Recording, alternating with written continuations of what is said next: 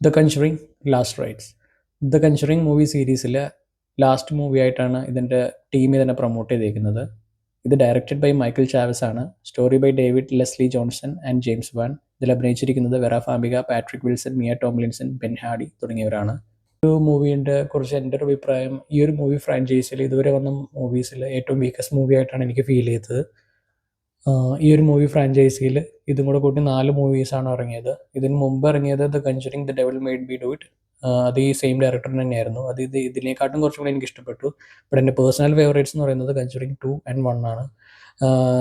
അത് ഡയറക്റ്റ് ചെയ്തത് James van ആണ്. സോ ആ മൂവീസൊക്കെ വെച്ച് കമ്പയർ ചെയ്യുമ്പം ഇത് വളരെ ഒരു ബിലോ ആവറേജ് എക്സ്പീരിയൻസ് ആണ് എനിക്ക് തന്നത്.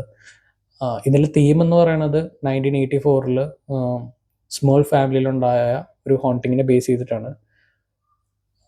സോ ഇത് എഡ് ആൻഡ് ലോറൻ വാരൻ എന്ന പാരനോർമൽ ഇൻവെസ്റ്റിഗേറ്റേഴ്സിൻ്റെ ലാസ്റ്റ് കേസായിട്ടാണ് പറയപ്പെടുന്നത്. തീം ആസ് യൂഷ്വൽ ഒരു സെയിം പാറ്റേണിൽ പോകുന്ന തീമാണ്.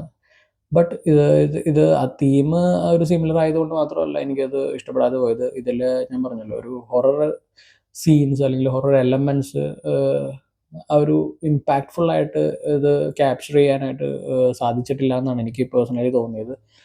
സോ ഈ ഒരു മൂവീസ് നമ്മൾ കാണാൻ പോകുന്നത് ഒരു ഹൊറർ എലമെൻറ്റ്സിൻ്റെ ആ ഒരു ക്വാളിറ്റി കാണാൻ വേണ്ടി കൂടിയാണ്.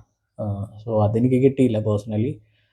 സോ ഇത് റെക്കമെൻഡ് ചെയ്യുമോ എന്ന് ചോദിച്ചു കഴിഞ്ഞാൽ, നിങ്ങൾ ഈ ഫ്രാഞ്ചൈസിയുടെ ഒരു ഫാനാണ്, ഈ ഒരു മൂവിയും കൂടെ കണ്ട് ഈ മൂവീസ് ഫ്രാഞ്ചൈസി നിങ്ങൾക്ക് വൈൻഡപ്പ് ചെയ്യണം എന്ന് തോന്നുന്നുണ്ടെങ്കിൽ നിങ്ങൾക്ക് തീർച്ചയായിട്ടും പോയി കാണാം. പിന്നെ മൂവീസ് ആർ സബ്ജക്റ്റീവ്. സോ എൻ്റെ അഭിപ്രായം ആണമെന്നില്ല. നിങ്ങൾക്ക് മൂവി കാണുമ്പോൾ ചിലപ്പോൾ ഇഷ്ടപ്പെട്ടു എന്ന് വരാം. ഒരു റെക്കമെൻഡേഷൻ എന്ന് പറയുന്നത്, നിങ്ങൾ ഈ മൂവി കാണാൻ പോകുമ്പോൾ അത്യാവശ്യം ക്വാളിറ്റി സൗണ്ട് എഫക്റ്റ് കിട്ടുന്ന ഒരു തിയേറ്ററിൽ പോവുക.